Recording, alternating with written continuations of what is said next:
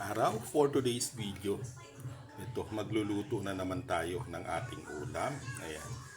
Magluto po tayo ng ginataang gabi at saka pangat na isda. Tetemplahan muna natin. Ito, maglagay na po tayo ng mantika, pamintang buhangin, at syempre itong ating bugoong isda.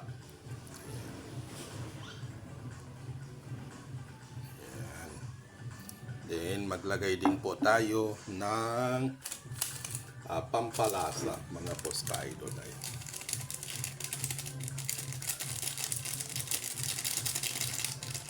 Magdagdag na lang tayo mamaya kasi kokonti. Ito po yung tira.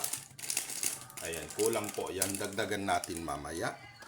At syempre, itong ating panglalahok. Ito po yung ating daing na tampuli. Maglagay din po tayo ng na-mince na sibuyas, luya at saka bawang. Ayan. Konti-konti lang po kasi napakamahal po ng ganyan, mga boss ka-idol. Then maglagay din po tayo ng konting ipon. Ayan. Mga boss ka-idol. At syempre, atin na pong isasalang yan.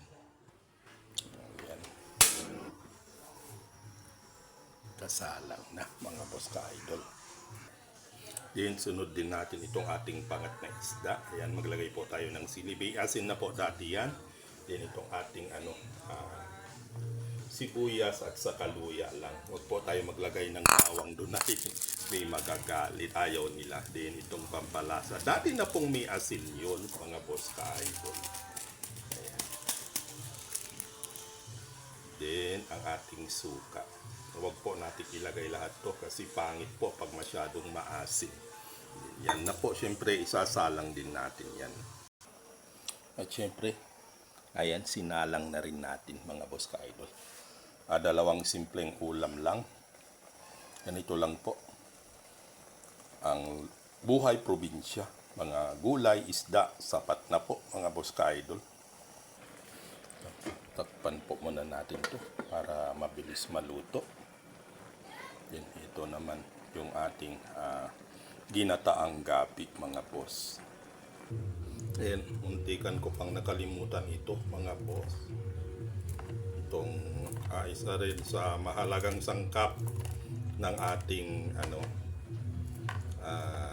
ginataang gabi. Ayan.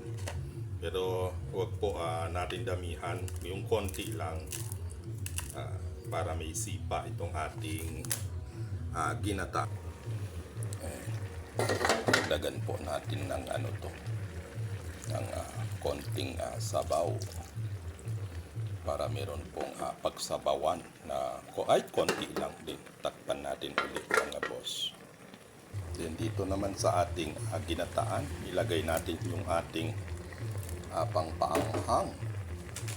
At syempre dahil kulang yung ating pampalasa kanina, ayan, magdagdag po tayo. Ito po ang isang sikreto sa mga masarap na mga ulam. Ayan.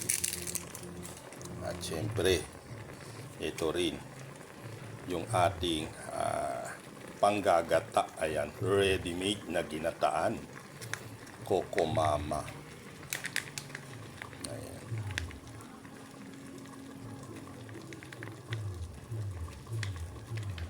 Pag wala po tayong inyog, mga boss ka-idol, pag may ganyan sa tindahan, effect na po. At syempre, halo earn. Ayan. Para mag-mix-mix yung mga sangkap na ating mga nilagay, mga boss ka-idol. Ayan. Ganun lang po, magluto ng ayan, ginataang gabi. Simple lang. Ayan. At syempre, tatakpan po natin yan, mga boss ka-idol. At syempre, ayan, titikman natin itong ating isda. Kung okay na yung templa.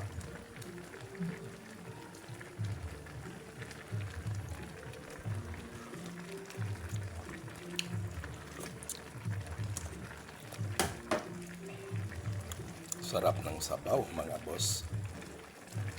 Magdagdag lang po tayo ng konting asin dahil medyo matabang po siya. Then ito namang ating gabi. Siyempre halo-air natin para maghalo-halo yung mga sangkap. Ayan.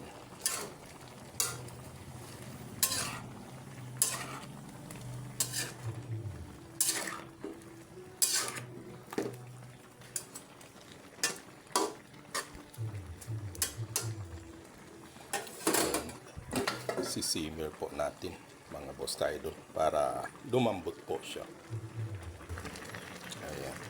Ito na po yung ating sinabawang isda mga boss idol. Ayan. Pwede na po yan. Okay na po yung timpla niya. Sarap ng sabaw mga boss. Ayan. Patayin na natin ang apoy niya. Luto na po yung isa nating ulam.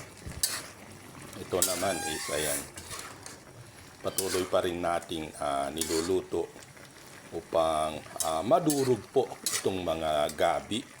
Kasi yun po ang sekreto ng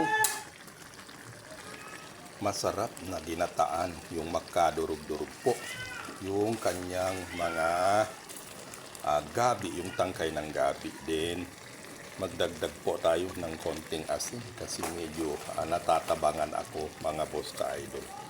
Tama na po yun. Then tatakpan natin uli mga boss ka-idol. Tayin natin na madurdur yan para maging masarap ang ating ginataang gabi. At syempre fast forward na tayo mga boss ka-idol. Ayan, haluin pa rin natin. Ayan, hanggang madurog-durog. Ayan, ang ganda din po ng lasa nito kasi may sipa po siya. Ang ganda po nung anghang. Tama lang po yung anghang niya. Hindi po siya yung umuusok sa anghang. Manghang na po pero effect lang po yun. Ganun lang po ang tama para sa atin na anghang nitong ating ginataang gabi. Ayan, isisimmer pa natin to mga boss ka-idol hanggang